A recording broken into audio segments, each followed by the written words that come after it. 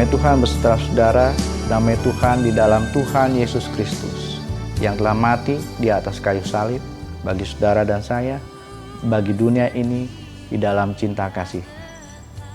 Saudara yang dikasihi Tuhan, saya mengajak kita semua untuk memperdengarkan Injil Matius pasal 27 secara keseluruhan.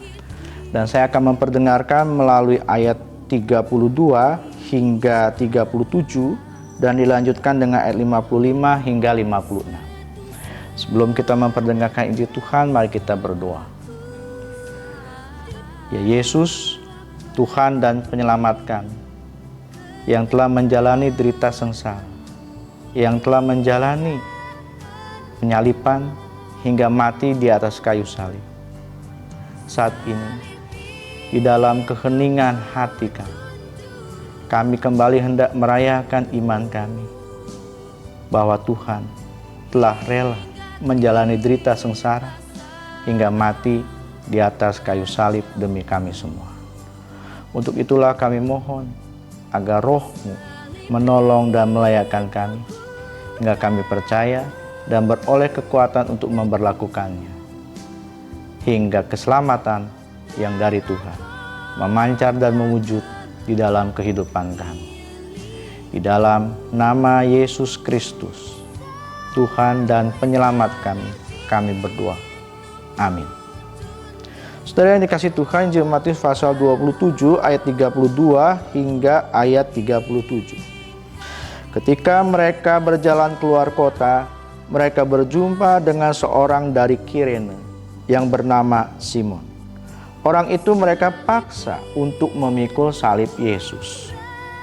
Kemudian sampailah mereka di suatu tempat yang bernama Golgota, artinya tempat tengkorak.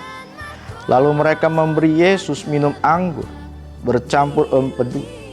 Setelah Yesus mengecapnya, ia tidak mau meminumnya.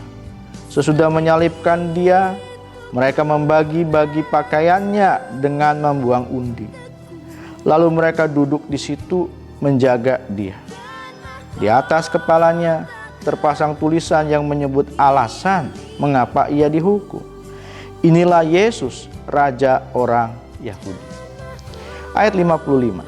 Ada juga di situ banyak perempuan yang melihat dari jauh, yaitu perempuan-perempuan yang mengikuti Yesus dari Galilea untuk melayani dia.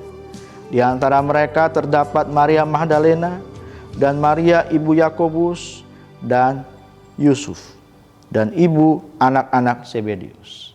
Demikianlah Injil Tuhan bagi kita semua. Saudara yang dikasihi Tuhan, peristiwa Jumat Agung adalah peristiwa yang menyatakan keaslian diri kita. Keaslian diri saudara, keaslian diri saya, dan keaslian diri murid-murid Yesus. Apa yang asli, apa yang nampak pada saat itu, saudara-saudara? Yang asli dan nampak pada saat itu adalah ketika Yesus menjalani Via Dolorosa, jalan salib, jalan derita itu sendirian.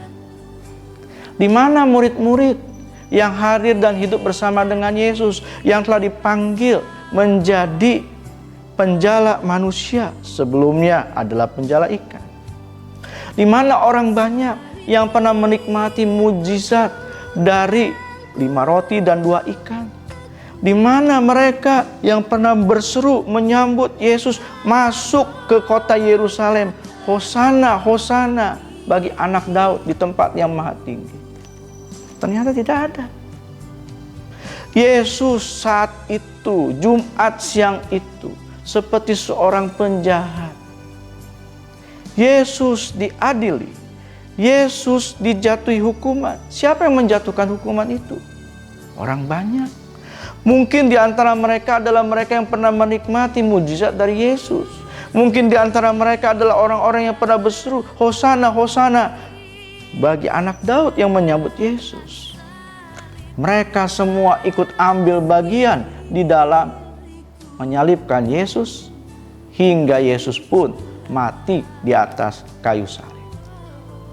Injil Matius sudah mencatat sebuah catatan yang indah bagi saudara dan saya. Kenapa demikian? Ternyata di dalam kesendirian Yesus itu, Yesus menampilkan, Yesus memperkenalkan sosok Simon dari Kirene. bukan murid-murid Yesus yang bersama-sama dengan Yesus. Sosok Simon dari Kirene yang dipaksa untuk memikul salib.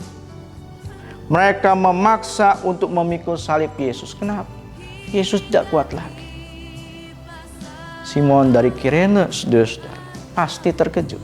Dapat kita bayangkan ketika kita menyaksikan, ketika kita mungkin masih bertanya apa yang terjadi, ketika kita juga merasakan perasaan hati yang prihatin, hati yang terkejut, hati yang sulit untuk menerima peristiwa Jumat siang itu. Tiba-tiba dipaksa untuk pikul salib, tiba-tiba dipaksa untuk hadir dan bersama dengan Yesus. Simon dari Kirene itu tidak ada pilihan lain kecuali menerima. Dia memikul salib Yesus. Injil Matius tidak menyebut kenapa yang dipilih Simon dari Kirene. Apakah karena dia seorang dari Afrika, di luar orang-orang Yahudi, sehingga dia dipilih untuk memikul salib? Apakah karena dia terlihat wajahnya, tampilannya pas untuk ikut bersama dengan Yesus, menolong Yesus? Tidak disebut. Tetapi penginjil Matius hendak menyampaikan sebuah pesan bagi saudara dan saya. Ada saatnya kita dipaksa untuk memikul salib. Ada saatnya kita berjumpa dengan peristiwa yang membuat salib kita itu harus kita pikul. Sebuah peristiwa yang tidak kita duga. Bisa jadi mengalami derita sakit, bisa jadi persoalan yang datang, bisa jadi beban hati kita yang terasa berat. Salib itu tiba-tiba harus kita pikul. Jumat Agung hendak menegaskan, setiap orang memiliki salib. Jumat Agung hendak menegaskan bahwa ternyata ketika tiada pilihan lain kita harus pikul salib. Ingat dan sadarilah untuk belajar dari Simon, seorang dari Kirene. Pendeta Eka Dharmaputra pernah menyebut di dalam ilustrasi khotbahnya, Simon dari Kirene itu bisa memandang Yesus, matanya eye to eye. Dia bisa melihat Yesus, dia bisa menjalani perjalanan itu bersama dengan Yesus. Dan disinilah makna penting ketika kita merayakan Jumat Agung.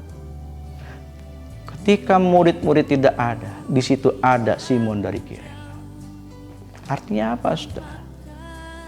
Ketika kita dipaksa atau terpaksa dengan salib yang harus kita pikul, sadarilah untuk segera memandang Yesus. Pandanglah matanya, nikmati dan alami getaran hatinya, batinnya kepada kita semua. Hingga kita beroleh kekuatan untuk menjalaninya. Karena pada akhirnya, saudara-saudara, tugas Simon dari Kirene itu cuma pikul salib. Yang harus disalibkan ialah Yesus sendiri. Yang harus mati di atas kayu salib adalah Yesus sendiri. Dan ketika kita harus memikul salib itu, saudara-saudara, jalani dengan penuh kerelaan, jalani dengan penuh iman bersama dengan Tuhan.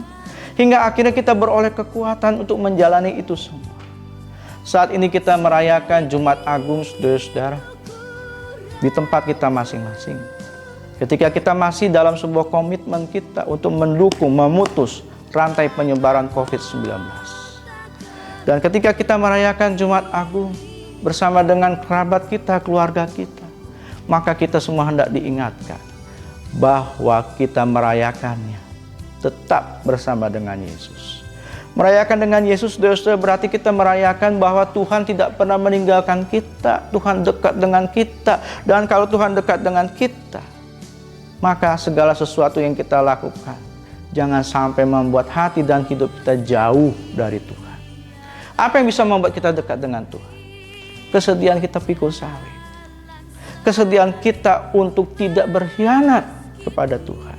Ketika kita melaksanakan tugas panggilan kita, memberitakan salib, bukan sekedar memberitakan Yesus yang mati di atas kayu salib, tetapi menyatakan, memberitakan kematian Yesus, membawa dan memberikan kehidupan.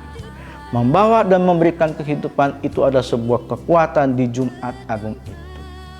Di tengah segala kebosanan, keletihan, kegalauan, ketakutan, yang ada di sekitar kita. Jumat Agung mengatakan, Simon dari Kirene telah memikul salib bersama dengan Tuhan. Tetapi yang tetap disalib adalah Tuhan sendiri. Betapapun dia cuma dipaksa, tetapi dia menjalani bersama-sama dengan Tuhan. Mari kita menjalani hidup kita, menjalani dengan memikul salib kita bersama-sama dengan Tuhan. Ketika apa? Ketika kita tidak menyalibkan Tuhan. Ketika apa? Ketika kita bersyukur karena Tuhan telah tersalib sekali dan selamanya demi kita. Bukan berarti kita harus menyalibkan Tuhan terus-menerus, tapi kita yang harus menyalibkan diri kita. Kesediaan kita berbagi, kesediaan kita untuk tetap teguh mengikuti, menjalani jalan hidup kita bersama-sama dengan Tuhan. Disitulah kekuatan kita bisa menikmati, mensyukuri, membagikan bahwa Tuhan telah mati bagi saudara dan saya. Dan kematian Tuhan itu adalah kematian yang menolong. Dan kematian Tuhan itu adalah kematian membuat kita memiliki sebuah pengharapan. Mari saudara-saudara, kita merayakan Jumat Agung dengan memandang bahwa kelak ketika kita mengalami kematian, kita pun pasti beroleh keselamatan di dalam Yesus Kristus Tuhan kita. Amin.